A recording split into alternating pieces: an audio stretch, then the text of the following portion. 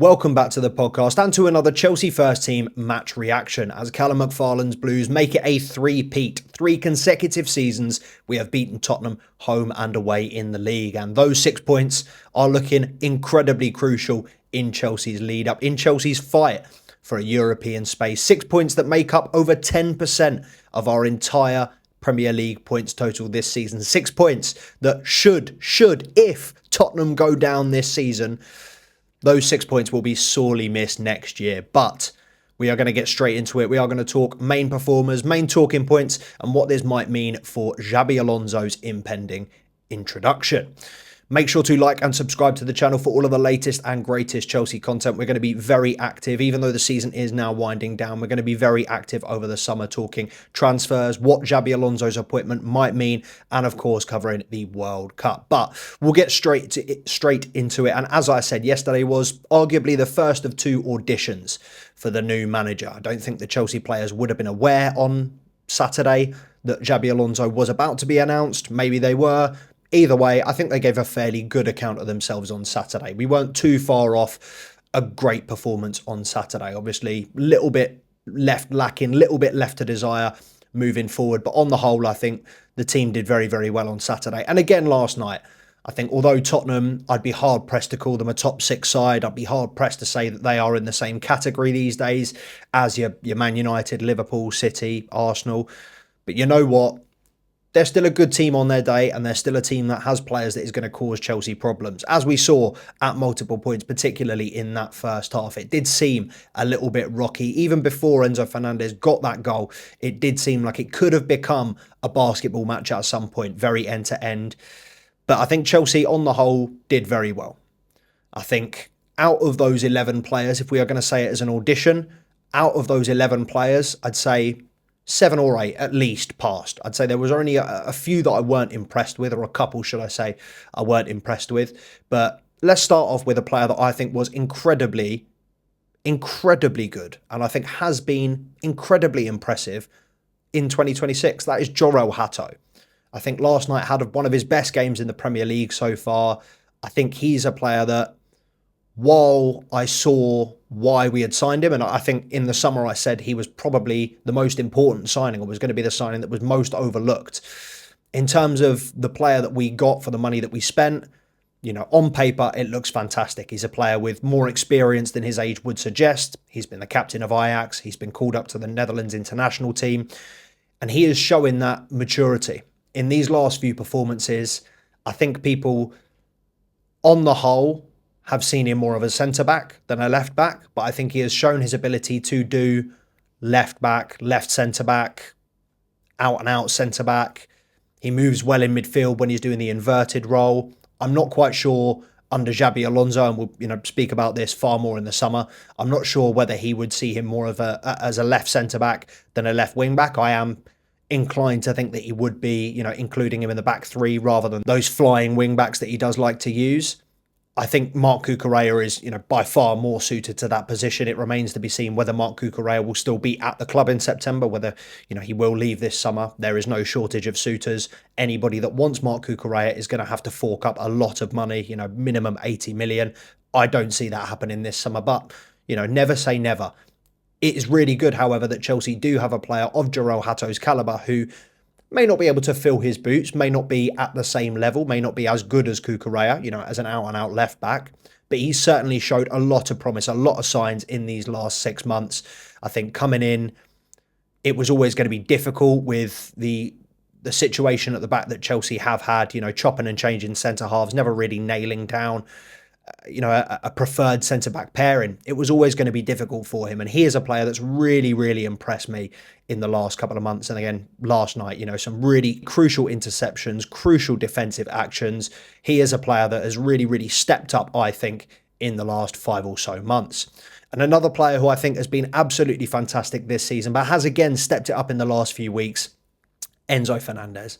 I did a short about how I think Enzo Fernandez is far too disrespected. And this was only 2 weeks ago. And still people were commenting, he's not a leader. The way he was twerking for Real Madrid, what he said about the club, it's not the way in which you conduct yourself. Look, I agree to an extent. I agree that in an ideal world, of course, you want all of your players to be fully focused, to not even be thinking about other options, and to be happy and content and not give those sort of answers in media, in interviews. That being said, I can fully understand, maybe not empathize because I've never been a professional footballer, but I can sympathize with those players that are playing, that are at the top level and deserve to be playing at the top level, have been promised contracts playing them at the top level, and then seeing this club project where we are, how many times we go back to the start. I can 100% understand the frustration. And that is with players like Enzo, Cucurella, Caicedo, Cole Palmer, players that deserve to be playing at that upper echelon of football, players that are, should be in the Champions League week in, week out. I can understand why after 3 years, 3.5 years, however long it's been for Enzo Fernandez, I can understand why he is getting a little bit frustrated and why he would potentially call out the manager or be considering his options elsewhere. That being said, he, for me, is one of the most important, I think is one of the 3 most important players that we need to keep this summer for Xabi Alonso. I think when you look at this Chelsea squad, he is undoubtedly a leader.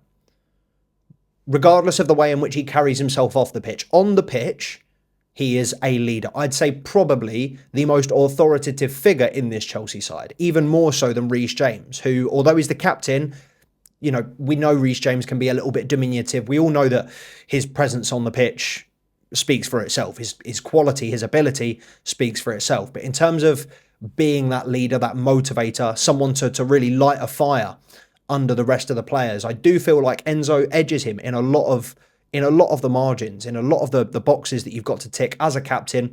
I do feel like Enzo leads that line. And I think the quality that he brings on the ball, when you add that to the importance of him as a leader, there's not a better passer in this Chelsea team.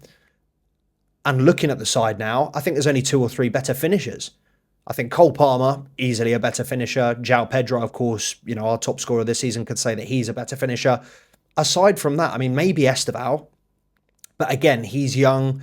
Haven't really seen him in enough Premier League top level situations to kind of compare him to Enzo. But Enzo Fernandez, I think, has slowly become an all-round midfielder in the last 3 years. The first season when he came, I think his passing, his distribution was fantastic. He was playing more as a 5, playing very deep, sitting in front of the defence. I think he was fantastic then. Caicedo comes in, gives him that extra layer of protection, allows him to look forward a little bit more. When he was lying deep, spraying out passes, I think that's probably my favourite Enzo Fernandez to watch. However, he has added individual attributes to his game every single season. Under Pochettino, he might have been playing as a second striker out of position. Chelsea fans might have been getting a little bit more frustrated that he wasn't able to impact the game from deeper, but he has now added goals to his game. He has now added threat. He is now a far bigger threat in and around the box. And he's, learned how to make those late runs, very Lampard-esque, arriving in the box, at the edge of the box, at the right time, being in the right place at the right time, which is, again, an incredibly underrated talent, an incredibly underrated attribute to have as a midfielder. Having the spatial awareness and just the awareness in general of when to throw yourself and be that extra body in the edge of the box. And he scores a lot of goals in that manner, more often than not against Tottenham. But last night's, unbelievable strike. Maybe Kinski should have done a little bit better, but it's a fantastic strike. The way he's hit that ball from 30, 35 yards and the way he hit the free kick, clip the top of the post or the bar from the free kick from the wide position. There are very few players in this Chelsea team that can hit a ball like Enzo Fernandez. Maybe in terms of passing, Reece James is fairly close. Moises Caicedo, I think, doesn't get enough credit for how good his passing range and just in terms of quality, his distribution is. But Enzo Fernandez, for me, again, leads the line, leads the pack in that attribute, in that area. And I think he is a player that Xabi Alonso will be looking at as a core of this Chelsea side as a leader, but also a player that he needs to keep in this squad. I think I saw an interview with Xhaka where he said that Xabi Alonso will never ever deviate from playing 2 6s. I wouldn't be surprised if Enzo potentially is utilised in a higher role, depending on who we get in the summer, who's fit when the season starts. Obviously, in an ideal world, you'd like to line up with Palmer, João Pedro, Esteval, maybe a different winger, depending on who comes in. Again, I'm not entirely sure. But I think the crux of Xabi Alonso's team will be two sixes and obviously those fullbacks. You know, you got three at the back with the two flying wing backs. I think it's probably most likely at this point that Reece James moves into the six along Caicedo, and then we push Enzo forward. But Enzo Fernandez is very capable of doing that six. I think we may lose a little bit from him going forward, but depending on how robust that back five is, if we get another defender in, depending on how the shape lines up, I think there are two or three roles in a Xabi Alonso side that Enzo Fernandez is more than capable of doing. And whether he wants to play as more of an attacking midfielder in kind of a second striker Verts role alongside Cole Palmer, you know, just behind João Pedro, he can do it. Are you losing a bit of the distribution? Yes. However, Enzo Fernandez has proved this season that he can, if need be, affect the game from higher positions off the left. You know, it's not an ideal world. In an ideal world, you do want more attacking players taking up those first 3-4 spots. But Enzo Fernandez, for me, is a big key, is a key component to this, you know, potential Xabi Alonso side. And I think he gave a great account of himself last night, has given a great account of himself in the last few weeks and even in the last few months. I really don't understand when it comes down to Chelsea fans. I know fickle, there's always going to be a problem. We're always going to complain about something. I don't understand how people watch Enzo Fernandez and don't rate him. Genuinely, as someone who has played the game to a semi-decent level, I think anybody with an eye for football can see the quality that this guy has and the quality that this guy brings to the team and what that does to the rest of the players, because it does just elevate them to that top level. And another player who didn't really affect the game too much last night, and definitely not in terms of the stats, he'll be disappointed that he didn't get another goal or assist, as he has been lacking in numbers a little bit this season. But it's been really good to see Cole Palmer in the last couple of weeks resurgent.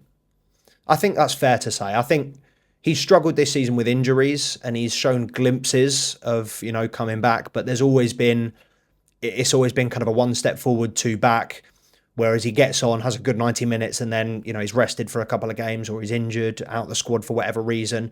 I think the last couple of weeks have really impressed me. Man City in particular. I think his work rate, even though he wasn't getting too much going forward and, you know, struggling to find options, struggling to see runners, struggling at times to pick out passes because of those lack of options, I think the running, the work rate was sensational. And whether that is, you know, an option for him to be used as one of those wing backs under Xabi Alonso, because he's shown that he can do the due diligence, he can do the dirty work getting back. I personally would not want to have him in one of those positions because that's too much defensive responsibility. And realistically, a player of Cole Palmer's talent, you just want him looking forward. You don't want him to have to track back. You want him in that kind of Hazard role, whereas you give him freedom across the front line. You let him smell out the opportunities. You let him read the game, see the gaps, and decide where he is needed and where he needs to go. But yesterday against Tottenham, I think he was creating far more, looked far sharper. Whether, you know, I am giving him a little bit more credit, I don't know, because the quality of opposition was lower. You know, no disrespect to Tottenham, but again, 17th place, back-to-back seasons. We can't really be sitting here and glamorizing too much about last night, given at times how close it was and how close it ended. But I was very impressed with Cole Palmer last night and have been in the last couple of performances. So I think Xabi Alonso will be very, very happy with that. I think obviously, you know, part of it for Palmer is trying to play himself into the World Cup. There is a fair chance, unfortunately, that he does not go to the World Cup with, you know, the plethora of talents that Thomas Tuchel has at his disposal. You know, I wouldn't be surprised if Morgan Gibbs-White was picked over Cole Palmer, given the recent weeks or recent form. However, it is good to have him coming back in the latter stages of the season. You know, he's now playing consecutive games. He looks like he's may have got rid of or got over the worst of the injury. So fingers crossed, regardless of whether he goes to the tournament in the summer or not, I'm hoping that it's quite a nice, easy summer for Cole Palmer and that he can just be the focal point as we expected him to be this season. You know, yes, it hasn't clicked due to injuries elsewhere, injuries to him, lack of consistency in the starting lineup, you know, chopping and changing the manager again. But I think next season, is huge for Cole Palmer to get back to the level that he has been putting out in the last 2 years. And obviously the signs are there in the last couple of games that he has been getting back to that level. So fingers crossed that momentum continues. Another player I thought was fantastic and unfortunate not to get the Man of the Match award. Obviously, Enzo Fernandez, Man of the Match, superb. Had he not played so well, had he not got that goal, I think I probably would have given the Man of the Match to Andre Santos. Andre Santos is a player that impresses me virtually every time he takes the pitch. I think he is, again, he's another one of those players that more than capable of playing in that number 6 role alongside Moises Caicedo if Xabi Alonso does want to give Enzo a little bit more freedom moving forward. So I think he is giving him, giving unbelievable accounts of himself. I think, again, similar to Hato, a player that plays with so much maturity, given his age, given his experience, or, perhaps lack of. Yeah, I have just been incredibly impressed with Andre Santos whenever I've seen him this season. Maybe unfortunate not to get some more minutes. I know he's had a couple of minor injuries, but yeah, I think he is one of the players that I wouldn't sell at any price, at any cost. I wouldn't sell Andre Santos. I think him, Caicedo, Enzo Fernandez, and then you've got Romeo Lavia, Dario Asugo. I think that the quality of depth that Chelsea have in that position is very solid. And yeah, very, very impressed with him again yesterday. As normal, Caicedo alongside, it's going to help you having a player of Caicedo's quality. I think he was great yesterday. But Andre Santos, yeah, another real pleasant surprise this season. Not that I wasn't expecting him to do well, because I followed him very closely last season. Captain Strasbourg, 11 goals. Hasn't really been able to get in those attacking positions or affect the game as much going forward for Chelsea as he has been kind of that protector, that patroller sitting in front of the back line. But I think the way in which he breaks up play, the way in which he protects those defenders, and the way in which he feeds the ball through midfield, I think is very, very good. He is not just, a blockhead in there to tackle. He can string passes together. He can get moves off. He can even, have an effect in the final third, as we have seen with Strasbourg and the 11 goals or whatever he scored last season in the league for them. So really happy to see him kicking on, and yeah, another fantastic performance for him. Marc Cucurella, I thought, played well. I think he's the one at the moment that is more likely, or out of this first team, I think he is probably the most likely to leave. I think given the importance of players like Enzo Fernandez, and this is without, I'm trying to think of my words very carefully here, because the last thing I want to do is disrespect Cucurella, as I do think, and anybody who knows me knows how much I hated this guy for the first season and a half that he played for Chelsea. I wanted him gone. Every single game, he was the scapegoat. He was the one that I was immediately on. But I'd argue now he is 100%, top 5 left backs in the world. Definitely one of the best left backs in the Premier League. I think we've got to a point with Marc Cucurella where we're expecting, similar to Caicedo, if he pulls out a 7 out of 10 performance, it's just another day at the office. It's nothing worth talking about. And I think this level of consistency that he's brought in is very, very good. The one thing that I think he struggled with last night, which kind of gave me a little bit of a warning sign for a potential Xabi Alonso system, was that he was getting very overrun on the left-hand side, particularly in the first half. I think he grew into the game, but the first 15 minutes, Tottenham were really attacking down the right side, really looking to expose him. And, we didn't really have a wide player on the left. I think Enzo Fernandez was deputised there, but Cucurella was doing a lot of it on his own. The majority of time going forward, he was 2-on-1, and then going back every single time he was 2-on-1. It did give me a little bit of a concern for how and where he would fit into Xabi Alonso's system, knowing that they are going to have to do a lot of tracking back. I think the wing pairing under Bayer Leverkusen was Grimaldo and Jeremy Frimpong, and those are both two very forward-thinking players. And Cucurella is very much, while he is great when needed to fill in and deputise in those attacking positions, I think for me, Cucurella's strengths lie in his defending.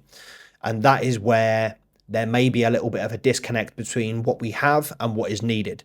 Because I can see someone like Hato, who has the pace to get out and cover. I can see someone like Hato being used in that left centre-back role. I can even see someone like Reece James being used in the right centre-back role rather than, letting him bombard and tear both his hamstrings within the first 90 minutes. I can see, obviously, an argument for why Cucurella would stay and why we would want to keep Cucurella. I don't think that we should be actively looking to sell him. However, I think in a team that still needs a fair amount of work, and a lot of the improvements that we need to bring in this summer are not going to be offset by outgoing transfer fees, Marc Cucurella is probably the one that I'm looking at in this squad and saying we could afford to sell him. And I don't think I could say that about many of the other starters, definitely not on the pitch yesterday. Well, actually not on the pitch yesterday. Definitely not the starters. Let's just not put that quantifier in there.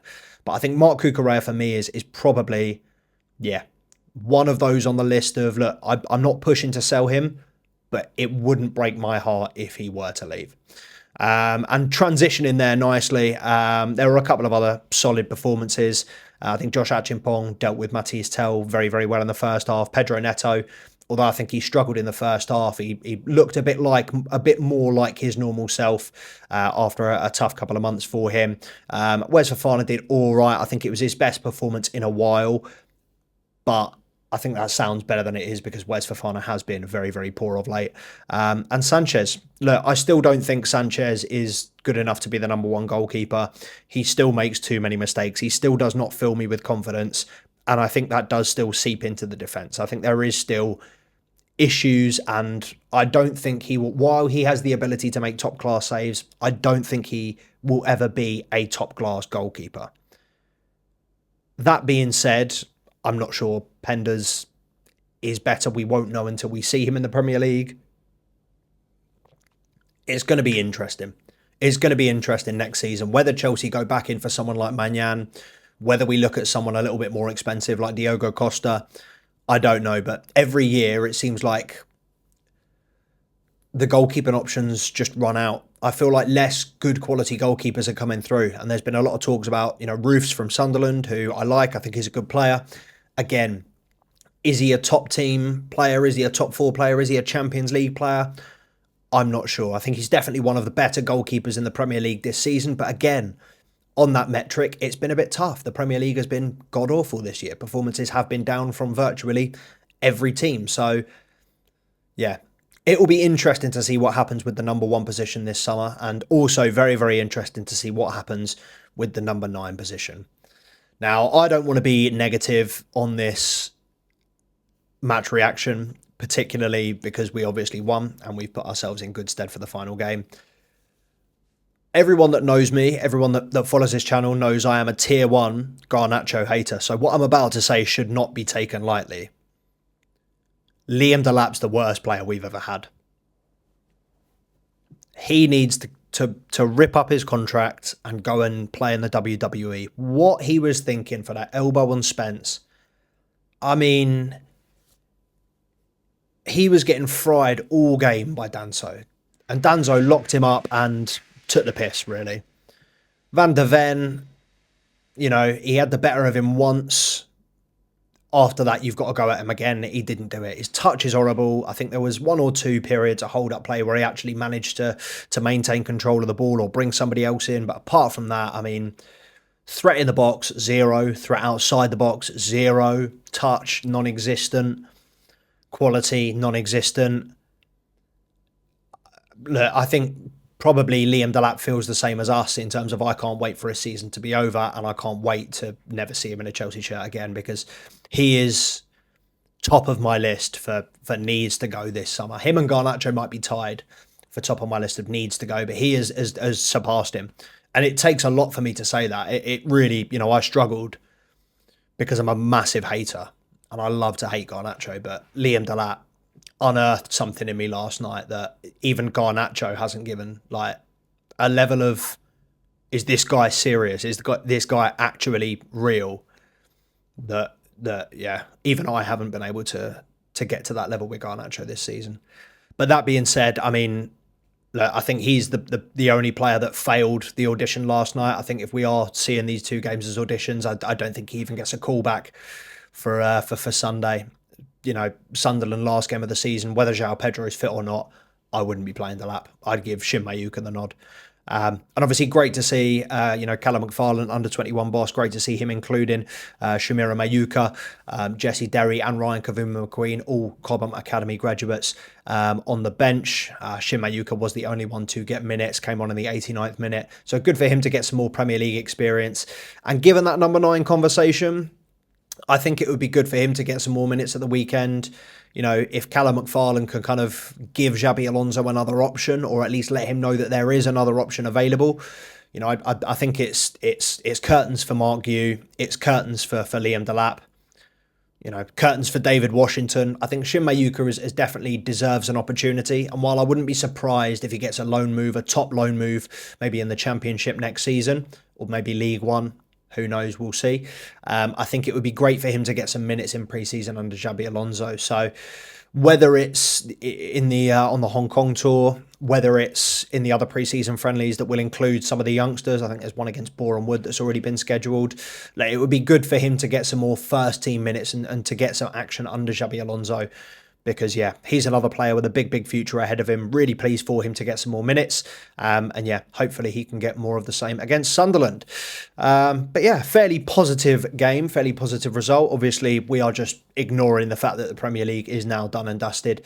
After next week's video, which I kind of will break down and do a little bit more of a recap over the season, we are going to do a full season recap as well. We're going to welcome back Mr. Charms for that video. But we're pretty much on World Cup time at this point. And while there will be transfer conversations, we're trying to veer away from the speculation, the reports, until something's concrete. We don't really like to talk about it anymore on this channel. But look, the transfer window is going to be open. You're going to get speculation, and that's never going to stop. So, we will undoubtedly have to give the people what they want and talk on some of that. But for now, all eyes on Sunday. You are going to get the last loan watch of the season out in the next couple of weeks. So keep your eyes peeled for that. Make sure to like and subscribe for all of the latest and greatest Chelsea content. Before Sunday, the under-18s are in action in the under-18 Premier League Cup final is it National League Cup final? I can't remember what the name is, but they're in the final against Man City on Friday, which we will be in attendance at. So you will potentially get some sort of content from us on the Saturday. And then, of course, a last live match reaction of the season on the Sunday. Make sure to like and subscribe to the channel if you haven't already. Make sure to follow @twobluespodcast on the Instagram and the TikTok. Until then, up the Chels.